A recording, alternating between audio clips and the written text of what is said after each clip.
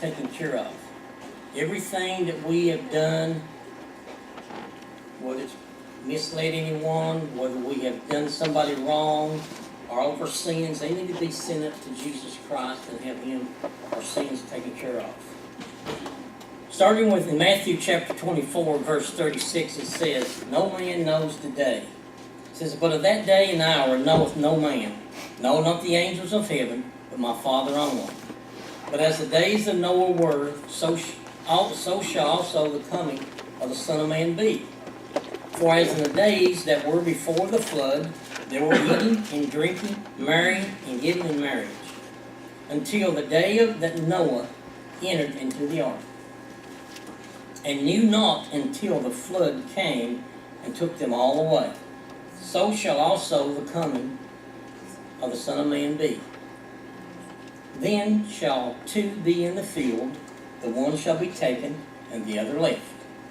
Two women shall be grinding at the mill, the one shall be taken, and the other left.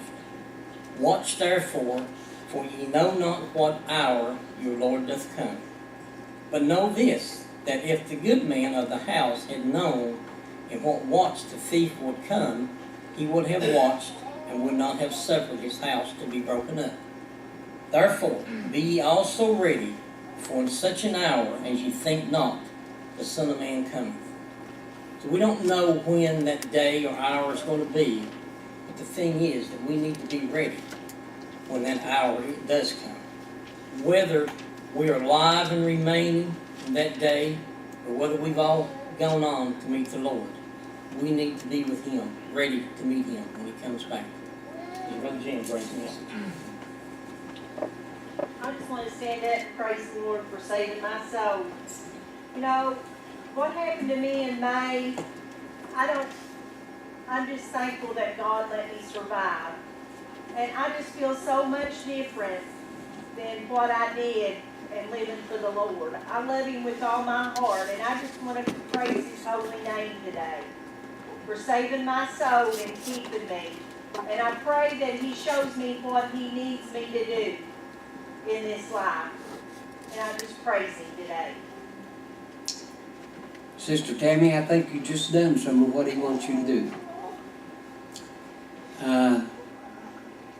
I really don't know. I've been in situations that had the Lord not been in my life, I wouldn't have been as comfortable as I am. And God doesn't do things randomly like we do. God does everything by design.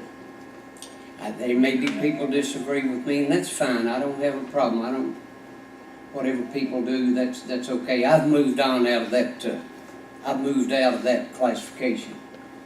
I'm worrying about what I look like, or if somebody's going to love me and accept me, and stuff like that. But God has a purpose for everything.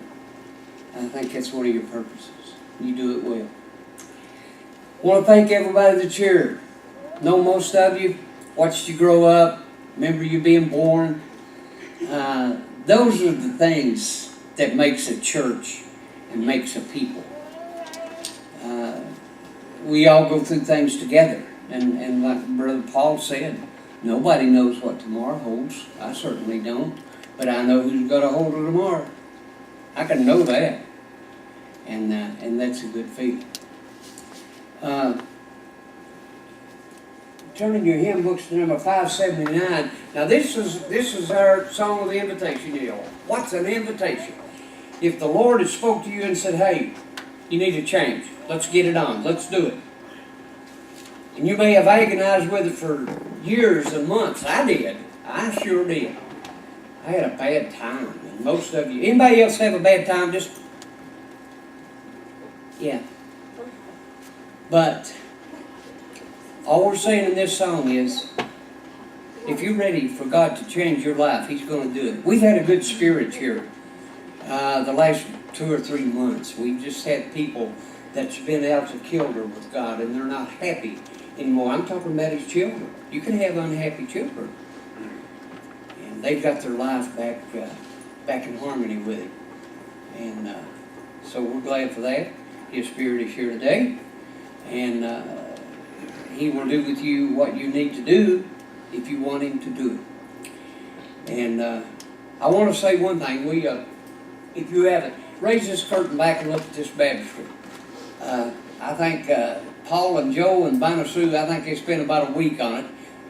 Now, I ain't going to say no names. Joe about to say, right? Joe. Confession's good for the soul. I was on the tail end of it, so they did the work. It does, and it, you know, you just got to do those things. But there was a sister that said, and I won't say any names, that her sins probably is what dirty to do. Let me share something with you. There's been a lot of sins dirty this baptistry up, and they're gone. And they're gone. Amen? Yeah. But I did want to make that point. Appreciate people for what they do. You got any mountain climbers in here? Who raised their hand? Get out of here.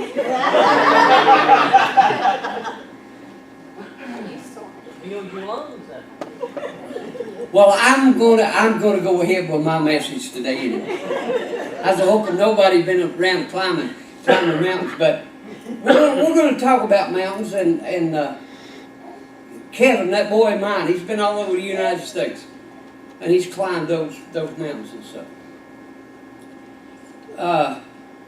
Started when he was really little. We'd rappel off of a cliff, you know, and he got the hang of it. But anyway, I've heard this topic, mountaintop experience, and I got to thinking about that. Different people receive things different ways. Now to me, and it's in the Bible, you know, God took Moses up the mountain. He's on top of that mountain. And the shepherds and the people that kept the sheep in the lower valley, man, they was afraid of that mountain. That was for fire and lightning and everything, and they called it God's mountain. That's history, not scripture. But think about a mountain a minute. First of all, you got to put forth a lot of effort to climb it. That's number one. Number two, as you ascend upward, it starts to change. And you get so high, the air gets thin and you have trouble breathing. And there's not much vegetation up there. A mountain goat can survive so far up, and he eats this vegetation. And then when you go on up a little higher, the only thing I can think about a mountaintop experience is the view that you see. Now, I'm not condemning mountain climbing. Have at it. But I'm saying I don't want to live on a mountain. Again, you'd starve to death. Nothing can be raised. It's just there. And we have mountains in our life if we let them become mountains. We have mountains in our life. And we struggle looking, climbing to just get a view of something. And the view has been there in front of us all the time. Now, having said that, I want to take you to the 23rd Psalm, and most of you could repeat it. It's one of the most beautiful chapters in the Bible. It's probably been repeated more times than you could count. Because it tells something about a shepherd boy who was simple. He wasn't complicated when he went up against Goliath, but he was God's man. He was God's man from that time, that beginning. He was God's man. People in the church today, we need to be strong. You're God's people. He put you here for a reason and a purpose. And all of them might be different. None of us is the same. But God has put you here for a purpose on earth. At that particular time, a shepherd boy went up against the giants. And he was angry because of it. He went to feed his brother and take him food. And And there would step out this 9-foot-something giant, and he would challenge the soldiers in the army of Israel. And none of them would go up against him. And David's youth caught up with him. And to himself he said, how dare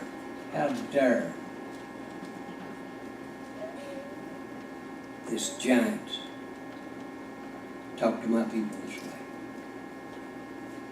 The church for too long has been too silent and too laid back and too comfortable, and the world around is going to hell in a handbasket. Nobody seems to care about the next generation, what they're going to be up against or what they're going to inherit. And I'll tell you what they are, exactly what we leave them. We are the generation in charge. I'm not anymore. I'm the generation that's past the charge. But there's a generation in there that should be in charge. And just as all of us, we have problems in life. You say, preacher, I got a problem. You probably made them. God doesn't present you with a problem.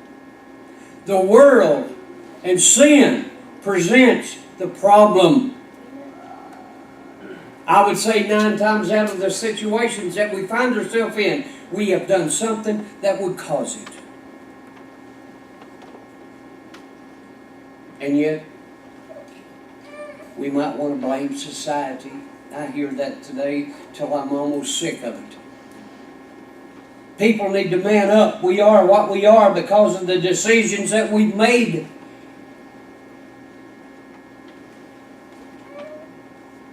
And in the young shepherd boy's life, let me take you to where he lived. And when he was old and he'd been through a lot, God had put him in charge of a kingdom. He had sinned against God. Not because God wanted him to sin, but because of the world and the things that was put before him, just as you and I do today. But he remembered back in this 23rd Psalm, you can take the mountain if you want it. I'm going to take the valley. So we listen to these words. In Psalms 23, David said, the Lord is my shepherd, and I shall not want. The Bible said, we all like sheep have gone astray. It said, there is none good, no, not one. All have sinned and come short of the glory of God. The Bible tells us that. So when you get to feeling real good about yourself and that you don't need to grow and you don't need to prosper and you don't need to do these things in the Lord, remember that. Jesus is Lord and He's our shepherd. And He said, because of this, I won't want. He wasn't talking about physical things. He was talking about spiritual things. There's people dying physically. There's people dying spiritually. Dying spiritually. Going through the whole hum of life and a job and something else and doing all of this and raising kids and having all kinds of problems, all because we're spiritually dead. Were it not for the Spirit of God that lives in each one of His children that are here today, as Sister Tammy said, you would have trouble bearing it up. How many of us have told the Lord, you are my shepherd, you are my keeper, you are my protector, you are the giver of life? Have we thought about that in the last little bit? And then he goes on to say, there's a word in there that's interesting. He makes me to lie down in green pastures. That's an interesting word, makes. If you're a Christian today, does God dictate your life? Absolutely. God dictates to you what you need to do and I need to do to be happy. And if I'm unhappy, I ain't going to blame Him. It's all on me. And here's what He does. He makes me to lie down in green pastures. He leads me beside the still waters. Not floods, not waterfalls, not turbulent water. But David said he leads me beside still water. How many of you, maybe some of you's got them in you, one of the most soothing things that you can have is just the gentle run of a stream. Some of them have it in their backyard, and it's a soothing thing. Basically, that's what he's saying. That's where he takes me, and he leads me in still water. And in doing that, in doing those first steps, everything is done step by step. God doesn't do things randomly. And because of these first three, he restores my soul. That one song that we sung just across the page is an old song of the church. What would a man give in exchange for his soul? My price is going to come high. We were in a certain situation years back. I'm away from the book now. Give you an illustration. There's a wet, dry issue, and boy, they was going at it. And they were after the preachers. And there was a fellow came to me and he said, "What's your price?" I said, "I don't have a price." He said, "Yeah, everybody's got a price." And I thought, you know, you're exactly right. My answer was to him, "You can't afford me." What will you trade your soul for today? How cheap is your soul going to go to the devil? And how valuable your soul is in the eyes of God. There's people that every day trade it off for the cheap goods of this world. And I like things just as much as you do, and I have things, but they don't take that priority in my life. You've got to prioritize everything. And then everything else falls in place. Just as these first three verses, after he had done that, he had acknowledged that, he said, he restores my soul. Then after the restoration of the soul, he says, he leads me in the paths of righteousness. If we've done something wrong this week, it was not God. God does not lead into sin. God does not make things happen to us. We make it happen to ourselves when we walk away from His goodness and His mercy. He always leads in the path of righteousness for His name's sake. If you carry the name Christian today, it means you are Christ-like. Big job, isn't it? But it can be done. It can be done. And then after all of those things, the soul's been restored. He knows His shepherd. He knows all of these things. He said, "Yea, though I walk through the valley of the shadow of death." And we all walk there. Every breathing moment of our life, we are shadowed by physical death. Every breath that you take, every step that you take is in the shadow of death. Something that's amazed me in human thinking. You talked about people, about the judgment of God, and they have trouble believing it. You talk to them about somebody dying, they say, "Yeah, it happens every day." If you believe part of it, why do you not believe the last part? It's once appointed unto man to die, and after this, the judgment. They're in tandem. They run in tandem. One is as true as the other. And then he says, "I will fear no evil."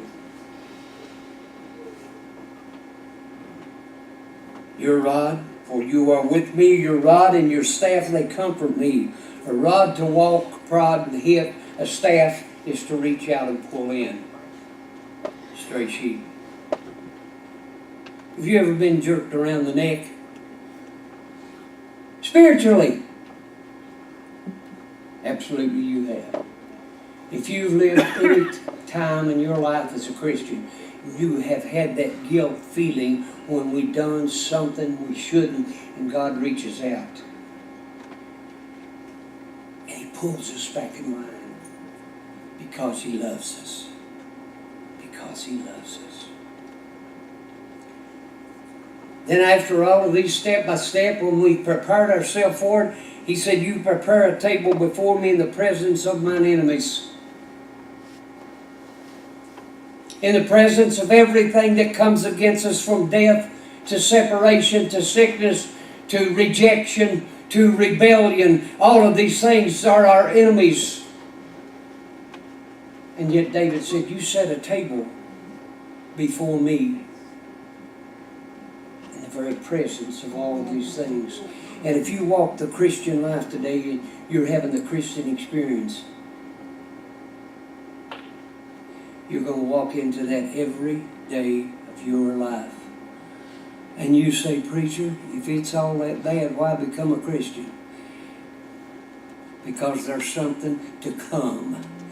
That if you're not a child of God, you're going to feel the flames of hell, and you're never going to know what it is to enjoy the blessings of God. That's why. And so whatever is ours that comes to us, just as David said, he said, right in the middle of my enemies, you set a table before me. But even in that, he does something here. He said, you anoint my head with oil. And he said, my cup runs over. And then because of all of this would be my prayer for Jimmy, first of all, for Jimmy. And it should be your prayer. It ought to be your destiny. It ought to meet your endeavors. Whatever comes at you in life, this should stand out. And because of all of this, as you take it down, segment by segment by segment, you break that 23rd Psalm down, God sets everything in sequence. Then after all of the turmoil's over, here's what he concluded. Whatever you're going through today, ask God to give you strength to do it. And He will do that. At the conclusion, and that concludes this song today, and the title of our invitation is a simple thing. It says, give me your heart. We may be sitting back there saying, I cannot live the Christian experience. I can't do it. You're absolutely right. Not until God changes your mind. That's the only way you can ever do it. What good does it do? Listen, I ain't going to tell her age. I got to pick on Red Faye. We've been through so much together. She's like a younger sister, older sister. What good does it do for you to live to be 80-year-old and you're unhappy? You're not ready to meet God.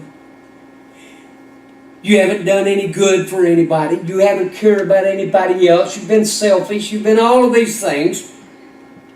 What good has your life been? I've spent 50-something years right up here, and I love it.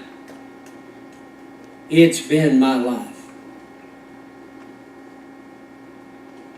What good does it do to live to be old and die by yourself? Something to think about, isn't it? And by dying by yourself, I mean beyond the last hand that will touch you. There had better be another one. Get a hold of it. And to lead you into a beautiful place. Surely goodness and mercy shall follow me all the days of my life. And I will dwell in the house of the Lord forever. May God bless you. Let's stand and sing. If you're here today, you're tired of living the way you're living, let's do something about it. All he said is this, you give me your heart, I'll take care of the rest.